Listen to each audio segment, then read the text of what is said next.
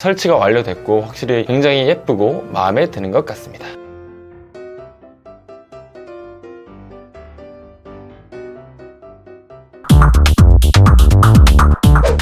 안녕하세요, AT입니다. 이번 영상은 iOS 14 업데이트가 베타로 나왔기 때문에 먼저 제가 업데이트를 해보고 사용해보겠습니다. 개인적으로 사실 베타로 사용을 하다가 데이터가 날아가는 경우도 있고 여러가지 오류가 많기 때문에 아직은 여러분들한테 업데이트를 하라고 추천해드리고 싶진 않고요. 먼저 제가 사용하는 걸 보시다가 정확하게 완벽한 업데이트가 나오면 그때 업데이트하는 걸 추천해드리겠습니다. 자, 먼저 업데이트 한번 해보겠습니다. 먼저 설치를 하는 방법은 제가 하단 링크에 남겨놓은 프로파일스컴에 들어가서 iOS 14 업데이트를 다운로드를 받아주신 다음에 설정해서 설치를 해주시면 됩니다. 이렇게 설치를 눌러주시면 암호를 입력하고 설치.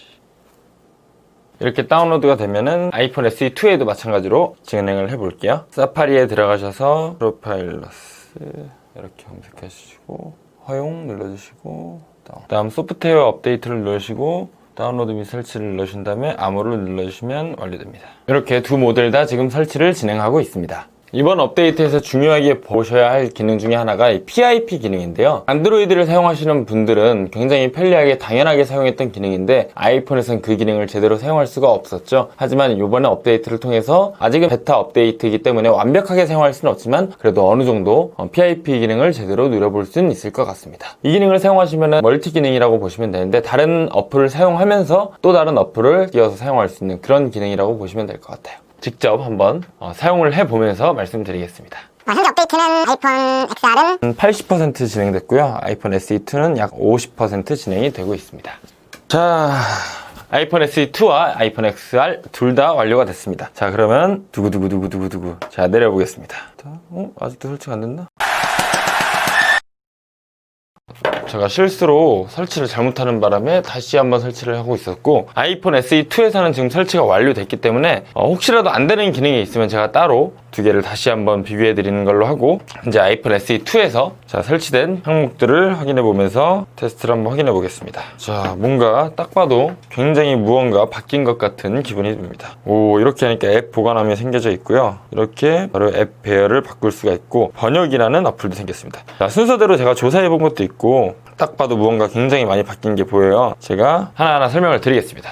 먼저 홈스크린 위젯 끌어오기입니다. 이렇게 이 위젯들을 이런 식으로 만들 수가 있어요. 그리고 이 위젯은 플러스 버튼을 눌러서 크기를 이렇게 메모 같은 경우에도 이렇게 위젯 어플을 사용할 수가 있고요. 이런 어플 크기도 따로따로 이렇게 조정을 할 수가 있습니다. 이런 메모 어플을 이렇게 사용하시면은 이렇게 메모를 작성했을 때 이런 식으로 메모를 바로바로 쓸 수 있다는 점. 그 다음에 여러 아이콘들이 굉장히 부드럽고 되게 귀염뽕짝하게 바뀌었네요.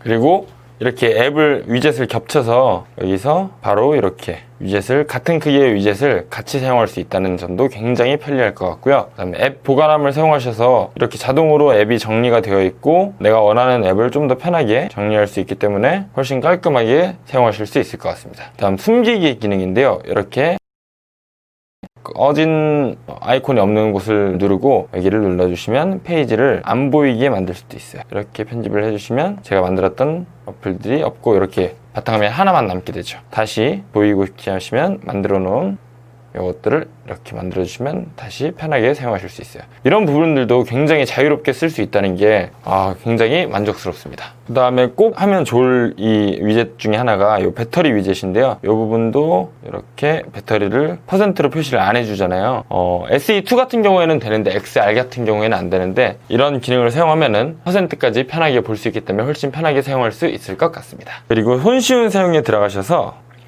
뒷면 탭이라는 기능이 있는데 아이폰 SE2에는 그 기능이 없는 것 같습니다.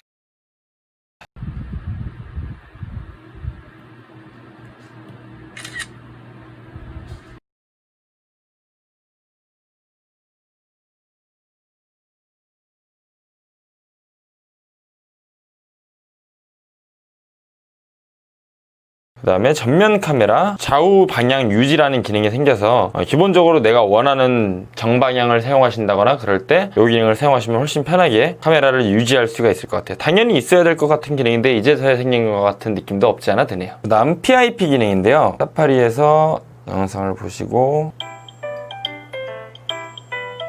이렇게 사용하시면 이 기능이 되네요. 드디어 이렇게 화면을 보면서 다른 기능을 쓸 수 있다는 점이 제일 좋고요. 유튜브 앱에서는 안 된다는 게 좀 단점이긴 하지만 그래도 사용할 수 있다는 게 충분히 강점으로 쓸 수 있을 것 같습니다. 그리고 안내를 시작하겠습니다. 이어서 좌회전입니다. 이 내비에서 안드로이드 폰 같은 경우에는 내비를 꺼도 다른 어플을 실행해도 네모나게 작게 표시가 되거든요. 하지만 PIP 기능이 생겼다고 해서 아직 완벽하지 않은 건지 아직 되진 않네요. 이런 기능은 꼭 됐으면 좋겠습니다. 이 부분은 SE2에서는 현재 안 되는 걸로 보여집니다.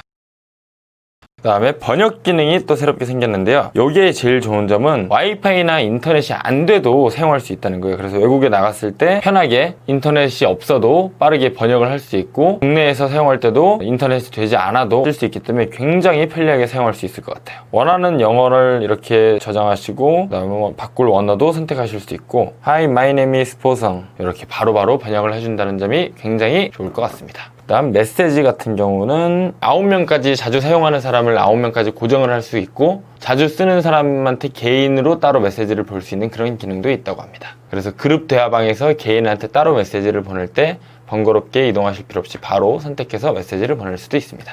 에어팟을 쓰시는 분들한테 또 희소식인데 에어팟 프로에서도 또 업데이트가 있지만 이렇게 에어팟에서 배터리가 많이 닳았을 경우에 미리 배터리를 충전하라는 알림음이 가거나 알림 표시가 되는 그런 기능도 있다고 합니다. 번역 아이콘은 이런 식으로 생겼고요. 굉장히 예쁘고 편리할 것 같아요. 다음 카메라 촬영 시간도 단축됐다고 들었는데 이렇게